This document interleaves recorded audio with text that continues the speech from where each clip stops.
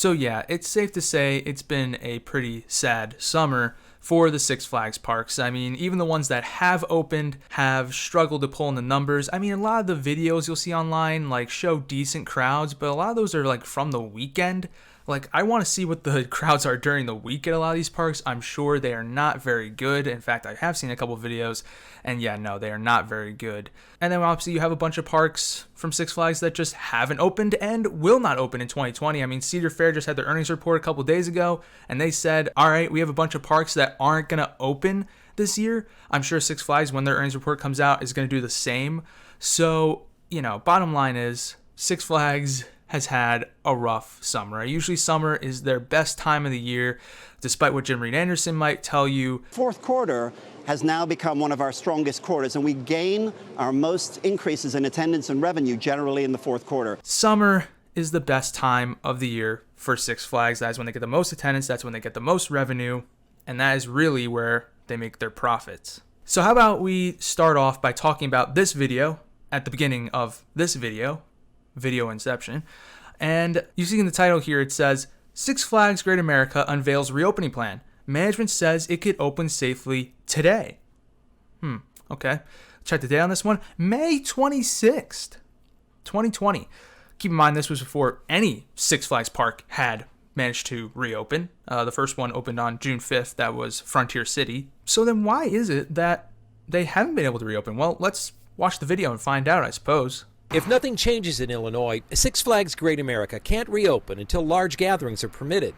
That's stage 5. But park president Hank Salami says that gives Six Flags room to be safe, social distanced, and sanitized with the right adjustments. And he's lobbying the state to reconsider. It's just going to be different. It would start with an online reservation system, limiting entrance times and capacity. Attendance could be 2,500. Okay, yeah, blah, blah, blah. We know all this. Blah, blah, blah, blah, blah, blah, blah. Standing in line differently. It's going to be eating in our restaurants differently.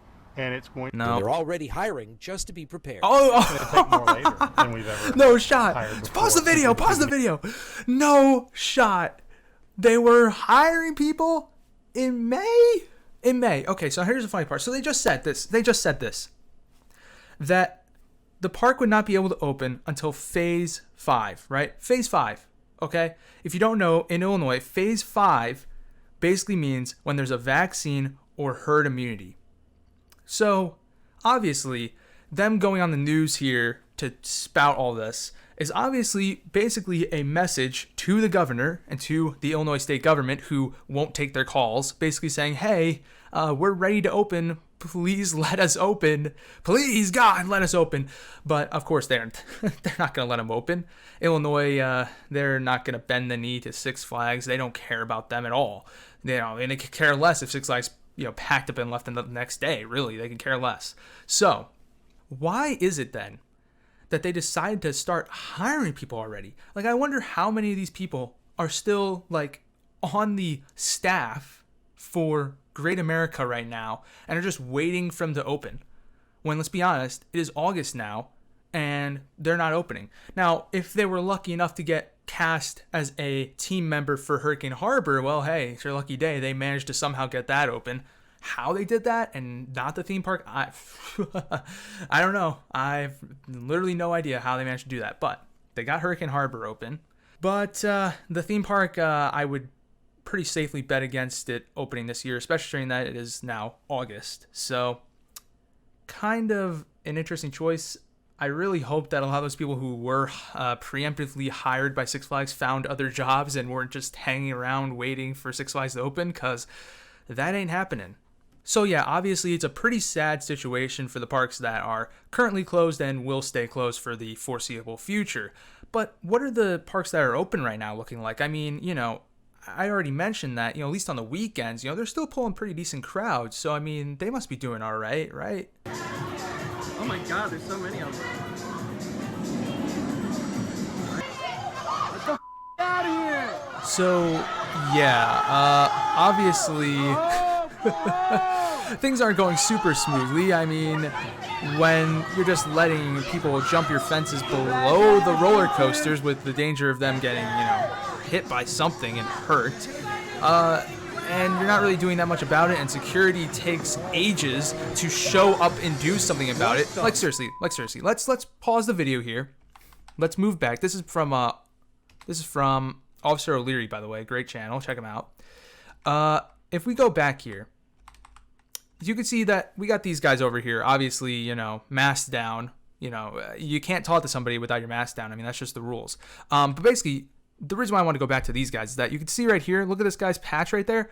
He's security. Green vests are security, okay? Keep that in mind. All right, so security showed up for this guy who was just yelling at the ride attendant because he had his phone out on the ride and they wouldn't run it or whatever. Okay. But then we go back and we take a look at who is dealing with the situation over here. You see a guy in a red shirt and you see a guy in that orange vest. The orange vest is maintenance. Maintenance. And security doesn't get there until the people over here are already walking away. Where is security in all this?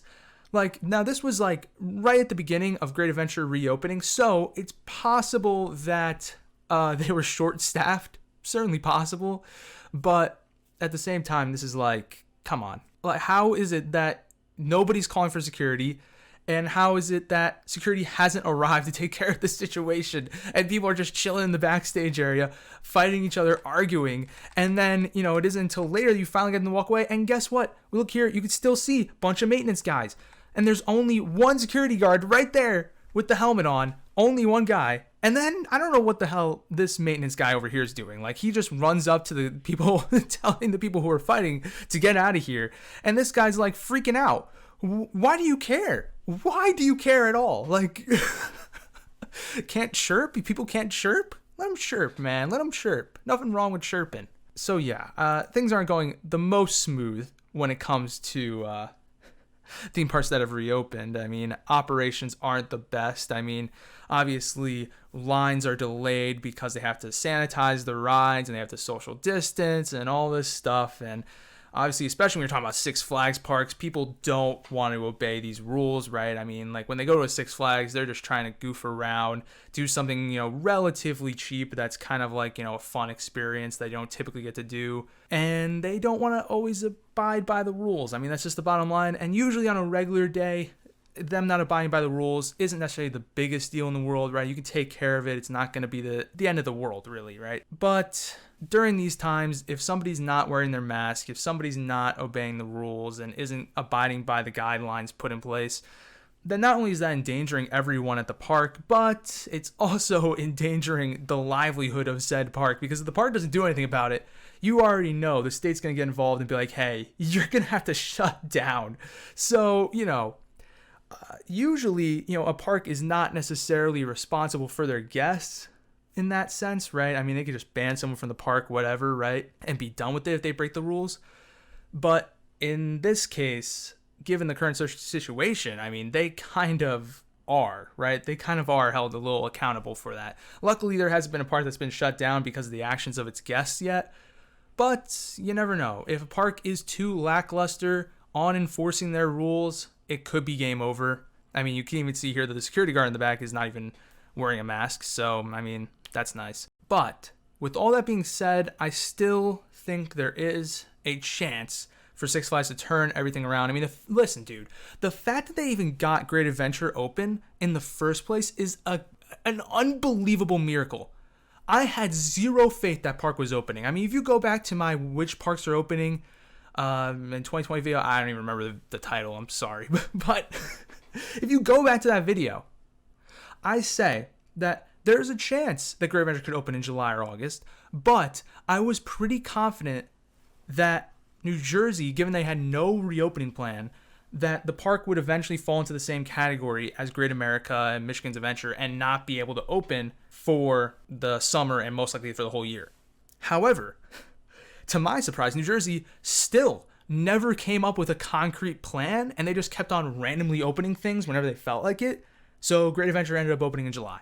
You know, so looking beyond literally the worst summer Six Flags has ever had in their entire history, what does the future look like for this company going forward? They've pulled off some miracles this summer that are certainly going to help them in the short term, but when you're looking long term, things can get a little sketchy, right? Especially when you consider that if COVID doesn't go away as quickly as we need it to, some parks might not even be open in 2021 or might not open until late 2021, and then things kind of get sketchy. I mean, because right now you already have Magic Mountain and Great America, two of your most attended parks, not open for this year. And chances are in their earnings report, they're going to mention that, hey, they're never going to open this year, right? Maybe I've seen some rumors of maybe like some drive-through experiences for Fright Fest happening.